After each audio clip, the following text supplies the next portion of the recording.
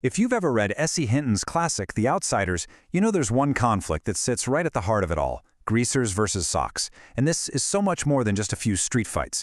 It's really a story about class warfare just fought by teenagers. So today, we're going to dig past the leather jackets and fancy cars to find out what really separates these two groups and what, surprisingly, makes them the same.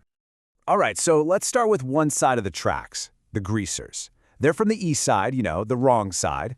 And their name, well, it pretty much tells you what you need to know. It comes from that long, greased-up hair they're so proud of. To the rest of the world, they're just hoods, delinquents, kids you cross the street to avoid.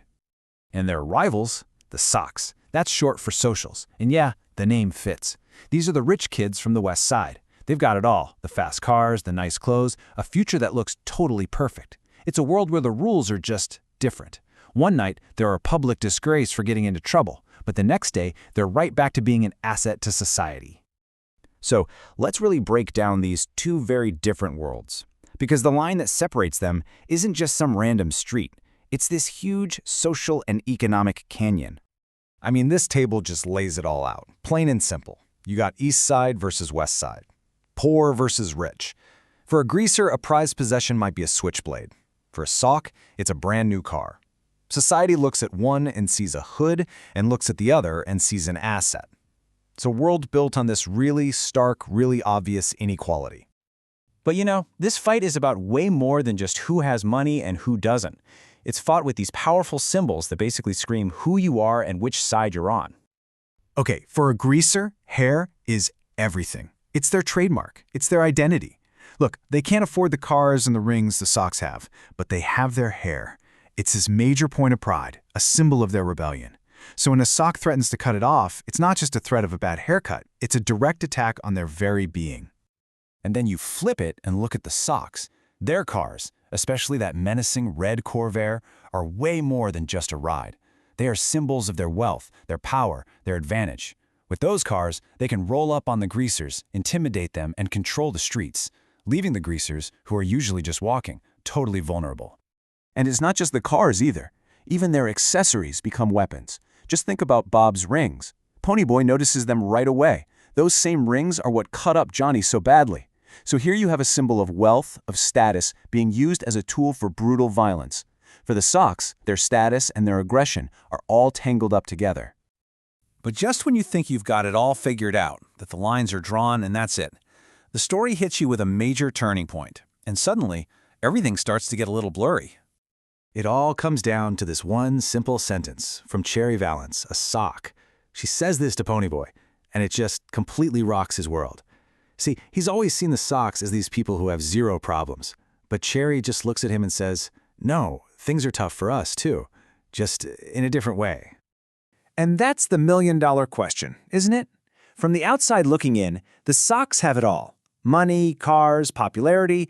What on earth could possibly be tough about a life like that? Well, the answer really lies in how they each deal with their pain. As Cherry explains it, greasers are all heart. They feel everything, and it's raw, it's intense, it's right there on the surface.